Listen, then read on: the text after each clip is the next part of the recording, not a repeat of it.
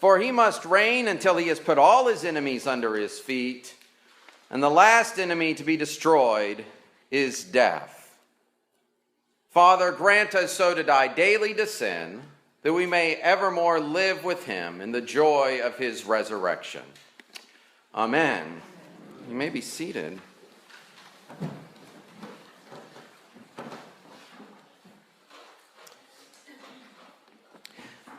The study that we've been doing on Wednesday nights, going all the way back to September this year. In fact, we're not even close to being done, and I'm guessing that the crowd that comes out on Wednesday nights for our little study might be getting a little tired of the story.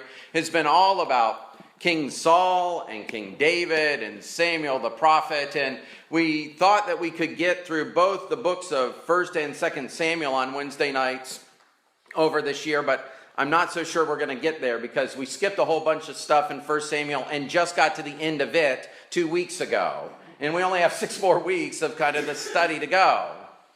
But in this study, it makes me think about all these stories that I've heard in Sunday school before. And in particular, we talk about that story of David and Goliath, which is a story that if you haven't heard in Sunday school, you have heard if you've watched any basketball over the last 2 weekends, or you've heard a version of that story being told. And the version of that story you are told is that David is this small little guy, and he defeats this big, bad dude. It's unexpected, and it should be. And that is one aspect of that story that's really important. But actually, where that story comes in this kind of epic tale of Samuel and Saul and David, it actually forms another more important function in the plot. It has a literary purpose for being where it is. And that is, it's the very first story that we hear about David, of him being in public. This is where the public gets to meet this young man named David. Now, David has been mentioned before in the story, but it's been very clandestine. In fact, the prophet Samuel goes to David's home, and there he tries to figure out which son of Jesse is going to be the next king, because Samuel has decided, and he's blaming this on God a little bit too, that God has 100% rejected Saul as his leader. And so he's going to find a new king for the people of Israel. And so Samuel goes to Jesse's house, and he finds David, and the story tells us that they do it in private. In fact, all of David's big brothers stand in a circle around him so that nobody can see that Samuel is putting oil on David's head. But being anointed king doesn't just make you the king. You've got to do something. And in fact, in this kind of era of kingship is really a might makes right situation. So David needs to have a coming out party so that people will believe that this young man is really supposed to be the king. And that coming out party is he goes and fights Goliath. And the story about Goliath isn't just so important because David beats this big person he shouldn't be able to beat. It's because David, when he is introduced to the people of Israel, beats the worst enemy they could have, the most terrifying soldier they've ever encountered. So that when David goes out and beats Goliath, who is the embodiment of everything that they fear, and David can beat him, they can start to throw their weight behind David as king as being their deliverer, because if he can beat their worst enemy, he can beat all of their enemies. And you start to see this happen in the story because they like Saul as a warrior a little bit, and they craft this refrain that Saul has killed thousands, but they know David has killed the worst enemy, and so he can kill all of them. David has killed tens of thousands. And the tide moves from Saul being the anointed king to David being the king. And the people putting their trust in him to be their deliverer, because when they first met him, they met him in the moment when he defeated the thing they were most scared of. Brothers and sisters, that is why we're here this morning.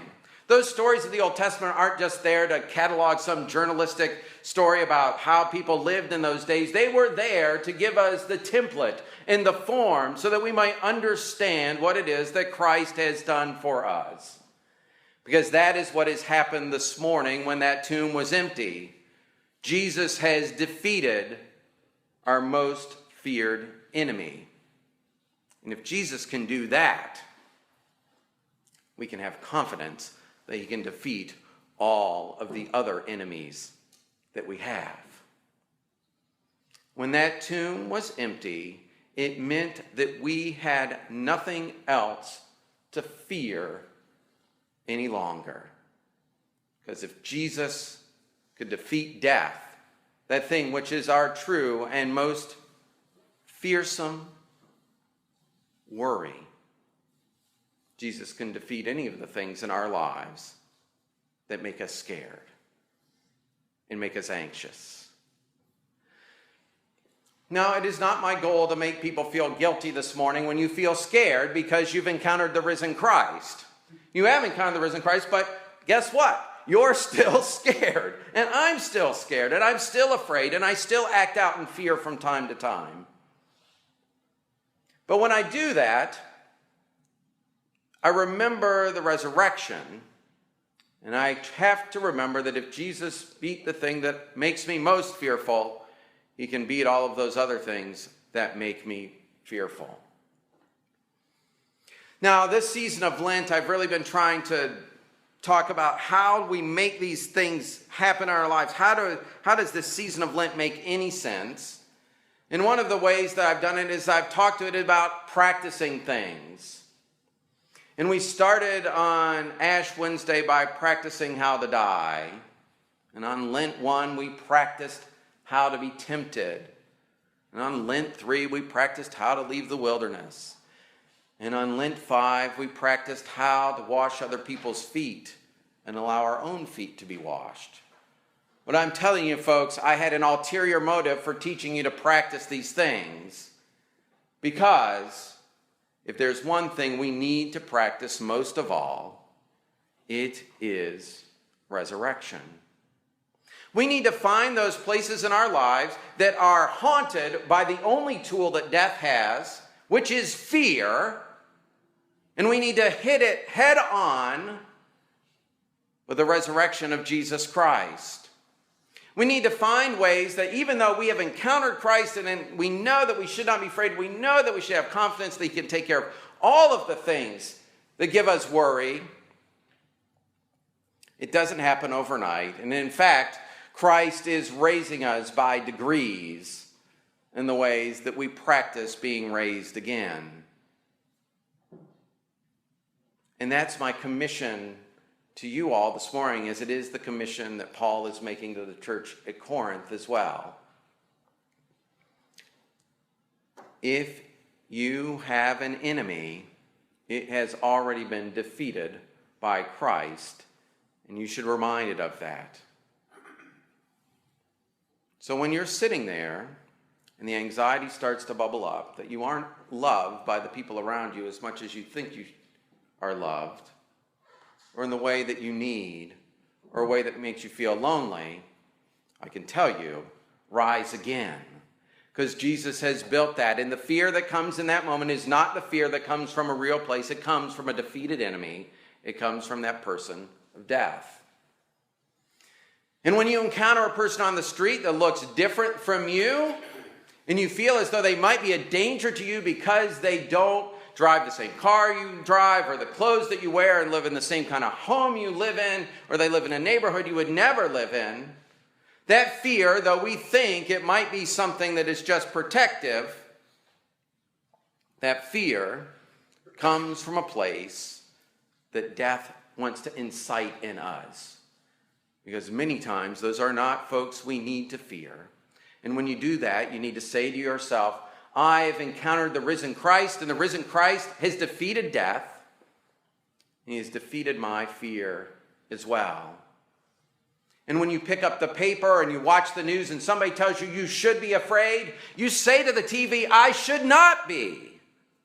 I will not be motivated by fear, because I have encountered the risen Christ, and the risen Christ has defeated my fear. And I will be motivated by the life that God has put inside of me. And I will make decisions to live in the light of Christ and not in the shadow of death.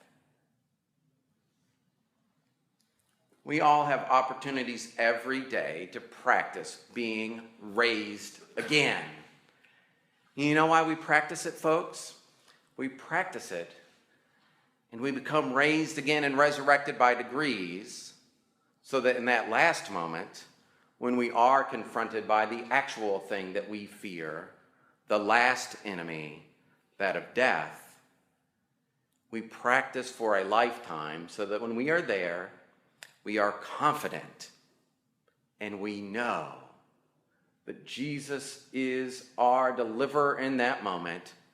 And as he was raised the firstborn of many siblings, we too will be raised to life in God through him.